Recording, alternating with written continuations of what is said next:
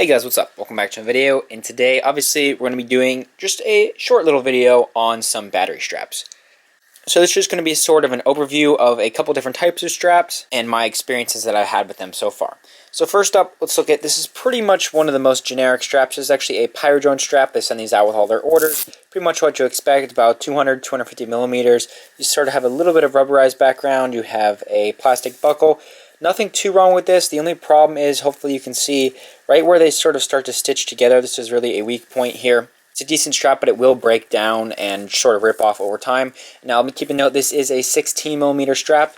So the smaller one here, you can see this is a 20 millimeter. So it's a little bit smaller. So this is definitely helpful for fitting under 20 by 20 stacks, or especially if you're double strapping. So for this video, I'm just going to assume all these straps that I'm using, I double strap. If you can see, I have my battery here on my Nexus race frame. I always double strap, and it is nice with the two 16 millimeter straps here, because you can actually fit both of them under in this frame, or if you can fit one singular one under a 20 by 20 stack, then you can fit one further up maybe. But I always double strap, team double strap for life. It'll change your racing career. Okay, so moving on, we have the Tiny's LEDs. This is the first strap they made, 250 millimeters. Very, very similar to the Pyro, just a little bit longer. Overall, pretty much the same strap. So next up, we have pretty much the most used strap I've ever seen. Like, I just see these straps everywhere. Every brand has their kind. This is a Race Day Quads one. Here is a Mode 2 one. Here's a Heli Nation one. Literally every brand has their own. It sort of uses this stitching at the end. They have this very sticky rubberized material. 250 millimeters length, 20 millimeters wide, and then they have this metal D-ring here. And now this is a step up from this type of string. It is a little bit more durable. Definitely over time, if you have sharp carbon edges, they will work through this plastic and then cut into the material and it'll rip. But they lasted, using two of them, probably around 20 packs, 20 hard crashes for me. These would usually last. The only problem was actually with tightening these. So the D-ring, it looks perfectly fine, but if you turn this around, you can see there actually is a little separation point there. So when I'm tightening my battery straps, I'm pulling on them very tight, because for racing you do not want to inject your battery. You want that to stay on at all costs.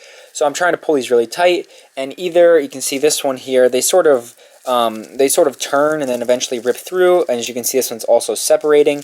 The D-ring, it honestly breaks before the strap does, so that's a little bit disappointing and kind of a flaw with these. Moving on, this is probably one of the beefiest straps I've ever seen. This is, I'm not even sure where this came from. There's no branding on it, but I have a couple like this, a couple different brand ones. But this is sort of a full Kevlar. I think they have 4 double lines of Kevlar down the center. You can see, hopefully, this thing is very thick, much thicker than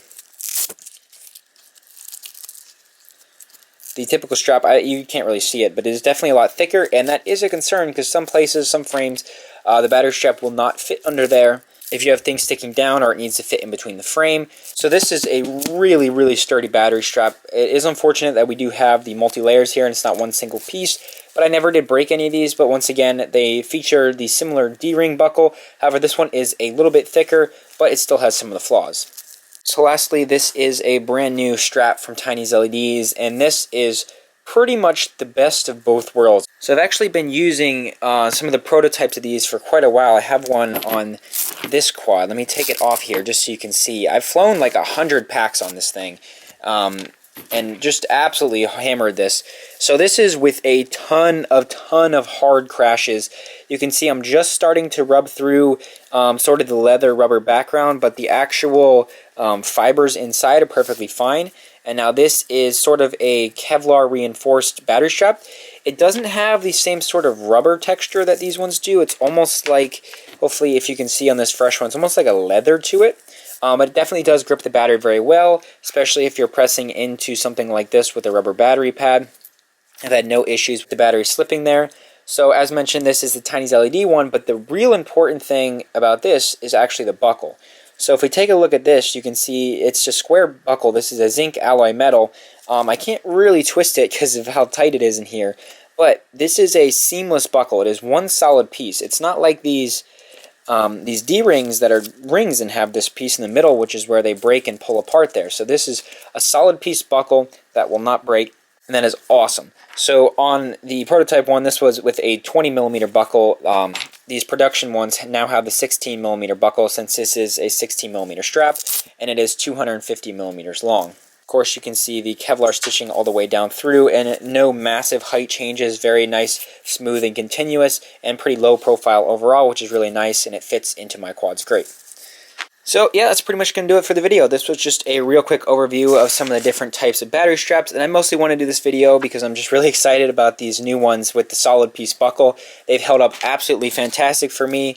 In the prototype testing that we did, I still have not broken one, and this thing has been absolutely hammered.